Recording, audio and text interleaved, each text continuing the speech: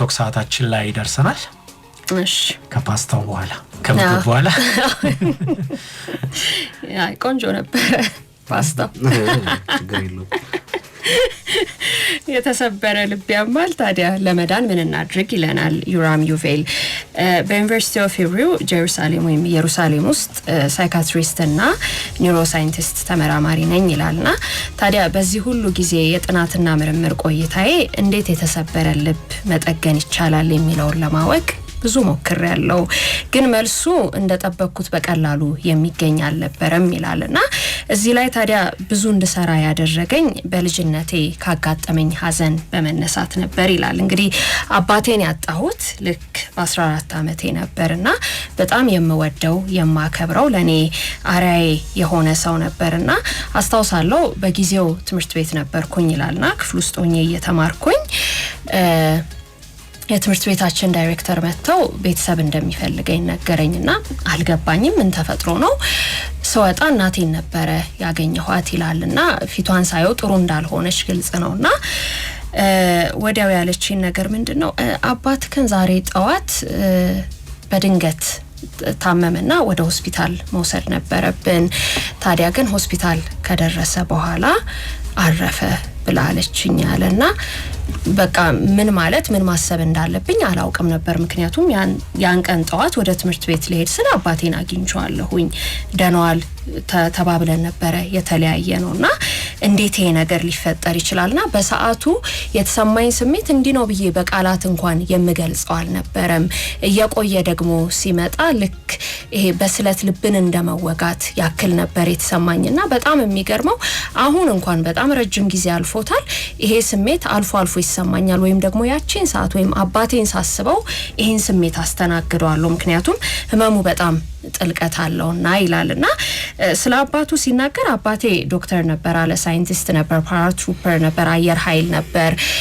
እውነቱን ለመናገር በጣም ይሄ ጤነኛ የሚባል ጠንካራ ሰው እስከማቀው ድረስ በህይወቱ ደስተኛ ሰው ነበርና ሲሞት 40 አመቱ ነበር ይላልና በጣም አስደንጋጭ ነበርና ሁሌም የማይገባኝ ነገር ድንገት ታመመ ድንገት ሞተ የሚለው ነገር በቃ ሁሌም አይምሮ ውስጥ ያቃጭላል ምክንያቱም እስከማቀው ድረስ ጤነኛ ነበርና ይሄ ነገር እንዴት ሊሆን ይችላል ያው አይታወቅም እርግጥ ብዙ ሰዎችን ያጋጥማቸዋል ያው ሰዎች እንደወጡም ሊቀሩ ይችላሉና እንዲህ አይነት ነገር አይከሰትም አንለውም ግን ደግሞ ለኔ በሰዓቱ በአባቴ ሞት ልቤ እጅግ በጣም ተሰብሮ ነበር ይላልና ስሜቱ አሁንም ድረስ አለ ይሰማኛል ይላል እንግዲህ ያው ሁላችንም ራሳችንን ብንጠይቅ ልባችን የተሰበረበት አጋጣሚ ይኖራል ያዘንበት ስሜታችን የታመመበት ምናልባት የቅርባችንን ሰው በሞታተል ሊሆን ይችላል ወይ ደግሞ የወደድነው ያፈቀርነው ሰው አልፈልግም ብሎን ወይ ጥሎን ሄዶ ሊሆን ይችላል ወይ ደግሞ እናታችን አባታችን ሳያሳድጉን ትተውን ሄደው ሊሆን ይችላል ብቻ በተለያየ መንገድና አጋጣሚ እንዲህ አይነት ህመም የልብ ስብራት ያጋጥመናል እርግጥ ነው ይላል ያው ሁላችንም የምናልፍበት መንገድ ይለያያል ወይም ደግሞ ይሄ ህመሙን ኤክስፒሪየንስ የምናደርግበት ሐዘንም ከሆነ ደግሞ ግሪፍ የምናደርግበት መንገድ ይለያያል ይላልና ግን ሁሌ የምጠይቀው ጥያቄ ለምንድነው ግን በዚህን ያህል ደረጃ የስሜት ህመም የሚያጋጥመን የሚለው ነገር ነው ይላልና ይሄንን ስሜት እንዴት ልናሻሽለው እንችላለን እንደው በተወሰነ መልኩ የምንቀንስበት መንገድ ይኖር ይሆን ወይ የሚለው ነበር የኔ ጥያቄ ይላልና ለዚህም ነበር እንግዲህ ለበርካታ አመታት ከስራ ባልደረቦቼ ጋር ከተለያዩ ሳይካትሪስትና ሳይንቲስቶች ጋር እንግዲህ የዚህን ጥያቄ መልስ ለማግኘት ስፈልግ የቆየሁት ግን ደግሞ እንዳሰብነው ቀላል ሆኖ አላገኘነውም ይላል ምክንያቱም በዚህ ሁሉ ጊዜ የጥናትና ምርምር ቆይታችን አንድ የተረዳነው ነገር ቢኖር ምንድነው ያው የሰውን የልብ ስብራት በጥናትና ምርምር እንደማንጠግነው ነበር የገባን ያ ብቻ ሳይሆን ደግሞ ከተለያዩ ሰዎች ጋር በመናደርጋቸው ንግግሮች በመንሰራቸው ኤክስፐሪመንቶች ውስጥ አንድ የተረዳነው ነገር ምንድነው ምናልባትም እያንዳንዱ ሰው ያንን ያሳለፈው ነገር ከዛ የወጣበት መንገድ ግን አንዱ ለአንዱ ግን እንደሚጠቅመው በተወሰነ መልኩ ተመልክተናል ይላልና ሶ ለረጅም ጊዜ ባደረግነው ጥናት ውስጥ ይላል ያው የኛ የሰዎች አይምሮ ሰርኪዩትስ አሉት ወይም ይሄ ወረዳዎች አሉትና አንደኛው ወረዳ እንግዲህ ይሄ ሐዘንን ዲፕሬሽንን ስትሬስን ወይም ደግሞ ይሄ በጣም ይሄ ፔንፉል የሆነ የስሜት ህመምን የምናስተናግድበት ቦታ ነው ይላልና እነሱ ይሄ እና ይሄ ብሬን ፔን ሜትሪክስ የሚሉት ነው እነሱና ፊዚካሊም ይሁን ሜንታል ፔን በሚያጋጥመን ጊዜ እንዲሰማን የሚያደርገን ያ የአይምሮአችን ክፍል ነው ይላልና ታዲያ ሁሌ የምጠይቀው አንድ ጥያቄ አለኝ ይላል ለምን ይሆን ከዚህ ደስ ከማይል ስሜት ጋር አብረን የተወለድ ነው ደግሞ ስሜቱ በጣም ጠንካራ ነው ከአይምሮአችን ጋር የተያዘና የተሳሰረ ነውና ለምን ይሆን ግን በዚህ ያህል ደረጃ በተለይ የስሜት ህመም የሚባለው እንዲሰማን የሆን ነው ብዬ ጠይቃለሁ ይላልና ያው እንደማንኛውም ህመም የስሜት ህመም እንደ አላርም ሲስተም ነው ይላል በቃ ግብሩ ምንድነው ይሄ ሰዎችን ከበለጠ ጉዳት የመከላከያ መንገድ ነው ለምሳሌ ህፃናት ልክ እናቶቻቸው ተለይቷቸው ሲሄዱ ምርር ብለው ያለቅሳሉና ምርር ብለው ማልቀሳቸው ብዙ ጊዜ እናቶቻቸው ተመልሰው እንዲመጡ ያደርጓቸዋል አይደል አሉ አልሄድኩም ምናምን የሚለው ነገር ማለት ነውና ምን ይላል ይሄ ማለት እንግዲህ ያው መፈለጋቸው እንደዛ ሆኖ መታየታቸው ያው ሌሎችን ሄዶ የመንካት አቅም ስላለው ነው ብዙ ጊዜ በጣም ስናዝን ስናለቅስ ሌሎችም ጋር ስሜቱ ስለሚጋባ ነው ብሎ ይላልና እውነት ለመናገር ይሄ የስሜት መመኖሩ ነው እንደውም እኛ ሰዎችን የሚያስተሳስረን ይላል እንደ ቤተሰብ በለው እንደ ጓደኛ በለው እንደ ኮሚዩኒቲ በለው በየትኛው መንገድ ብታየው ሁላችንም በአንድም በሌላ መንገድ ኤክስፒሪየንስ ስለምናደርገው አንድ የምንወደውን ሰው በተለያየ መንገድ ስለምናጣ ይሄንን ፔን ሁላችንም እናቋለን እንደያለንበት ሁኔታ ሼር እናደርጓለንና ያ ነው አንዱ የሚያቀራርበን ይላልና ያው የሆነ ያጣነው ሰው ሊኖር ይችላል እንደተባለው በሞት ይሁን ትቶን ሄዶ ይሁን ብቻ በተለያየ መንገድ ቢሆንም ከጅምሩ ግን የሚያሳምመን መንገድ ምክንያት ምንድነው ይላል ይሄ መውደዳችን መፈለጋችን ነው የሚያሳምመን ምክንያቱም ልክ ያ ሰው ሲለየን በቃ የስሜት ህመሙ የሚጀምረው ከጅምሩ ስለምንፈልገው ነው በቃ ያንን ሰው ስለምንወደው ነውና እንግዲህ ምን ማድረግ ይቻላል ይሄ ማለት ለመውደዳችንና ለመፈለጋችን የምንከፍለው ከፍ ያለ ዋጋ ነውና ወርድ ደግሞ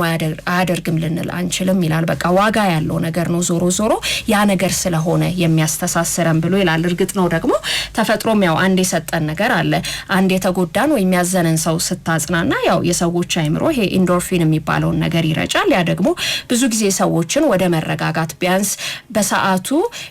ዝግ እንዲሉ እንዲረጋጉ ስሜታቸውን የማቀዝቀዝ ነገር አለው ግን ደግሞ እርግጥ ይሄ የሐዘን ነገር ግን ሲሆን ይላል በጣም አብሮ የመቆየት ነገሩ ከፍ ያለ ነው እንዲሁ በቀላሉ ወይም በቶሎ ሰዎች የሚገላገሉት ጉዳይ አይደለም ይላልና ሐዘን ብዙ ጊዜ የሰዎች ልብ ውስጥ ቁጭ ብሎ ይቆያልና አንዳንድ ጊዜ እንደውም የሆነ ሰዓት ላይ ጠብቆ እንዴት ነው ይሄ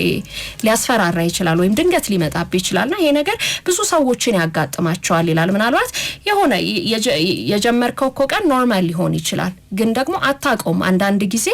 እንዴት አድርጎ የሐዘን ስሜት እንደሚመጣና አንዳንድ ሰዎች በቃ ድንገት በዛ አይነት የሐዘን ስሜት ይመቱና ሊያለቅሱ ይችላሉ ሊተክዙ ይችላሉ ምክንያቱም ሐዘን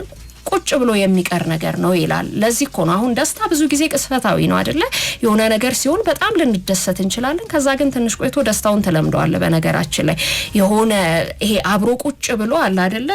እየወጣ ፍንቅል ያረገ የሆነ በተለይ የመልኩ የተወሰነ ጊዜ እንደዛ ሊቆይ ይችላል ግን ደግሞ የሐዘንን ያክል ግን ቁጭ ማለት አቅም የለውም ይላል ምክንያቱም ሐዘን ውስጥ ሰርስሮ የሚገባ ነገር ስለሆነ ማለት ነውና ያው እርግጥ ስለ ሐዘን ሲወራ ሁሌም ቢሆን ቀላል አይደለም በተለይ ደግሞ ይላል ለምሳሌ እኔም አባቴን በልጅነት ያጥቻ አይቻለሁና በጣም ብዙ እኔ ጋር ለርዳታ የሚመጡ ሰዎች ያው ፔሸንቶች ሆነው የሚመጡ ሰዎች በጣም የሚከብዳቸው ነገር ያው ከዚህ ሐዘን ለመውጣት ነው ግን በዚህ ሁሉ ጊዜ የተረዳሁት ነገር ይሄ ሐዘንን በተመለከተ የልብ ስብራትን በተመለከተ የተረዳሁት ነገር ምንድነው በቃ ሐዘን የሚባለው ነገር ሁሌም አብሮን ይኖራል ልናደርግ የምንችለው ነገር ግን ከሐዘኑ ጋር ወደፊት መራመድን መምረጥ ነው እርግጥ ነው አንደኛው ምናልባት ተፈጥሮ የሰጠን ነገር ይሄ ጊዜ የሚባለው ነው ይላል ያው በጊዜ ሂደት የሚሻሩ ቁስሎች ይኖራሉ የሚጠገኑ ልቦች ይኖራሉ ያው በተወሰነ መልኩ ቢሆን ሰዎች ፈውሳቸውን ሊያገኙ ይችላሉና ጊዜው በራሱ የሚሰጥክ መፍትሄ ይኖራልና በአብዛኛው ግን ይሄ ሐዘን የምንለው ነገር ግን ሲሆን ያው አብረው መጓዝን የምትለማመደው ነገር ነው ብሎ ይላልና ያው ሐዘን ምናልባት ሸክም ሊሆን ይችላል ግን ደግሞ መጠንከሪያችን ነው ባይለውጥም ግን ሰዎችን የመግለጥ አቅም አለው ሐዘን ልክ እንደ ባህር ሞገድ ነው ይላል አንዳንድ ጊዜ ተረጋጋ ነው አንዳንድ ቀን ማዕበል ነው በዚህ ሁሉ ውስጥ ግን ልናደርግ የምንችለው ብቸኛ ነገር እየዋኘ ነው አብረን መቀጠል ነው